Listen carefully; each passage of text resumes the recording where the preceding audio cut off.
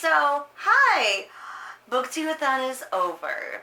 I will do a wrap-up at some point with some of my thoughts on it. But it's nice to be able to focus on just VEDA. It's so nice. But today for VEDA, we are talking about, would you rather be famous or the best friend of someone famous? Okay, so I think a lot of us would be lying if there wasn't a tiny part of us that wanted to be famous.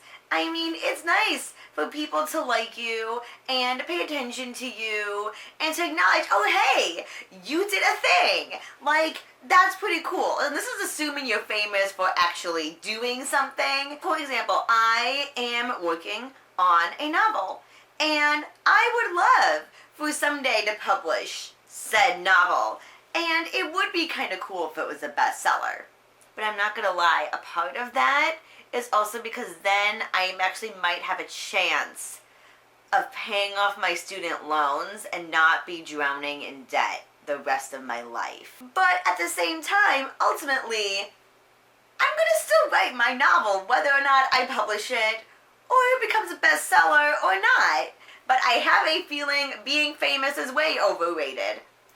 Because everyone's always looking at you and judging every move you make. And, you're going to be judged according to what you look like and how you do your makeup and how your hair is and what clothes you're wearing. And then you have to, say all the right things. And no matter how hard you try, you're always going to offend somebody. And I would crack under the pressure. I couldn't handle that. I am a people pleaser. And I'm working on that. But I know being famous, it would not be good. So I would so much rather be the best friend of someone famous, because then you kind of get a little bit of the perks of being famous, like people kind of know who you are, but at the same time, you don't have all that stress. And yeah, and then they could introduce you to all of their famous friends. Or, okay, if we're just gonna lay it all out there and be totally honest, I'd rather just be married to someone famous, particularly a famous person named Darren Criss.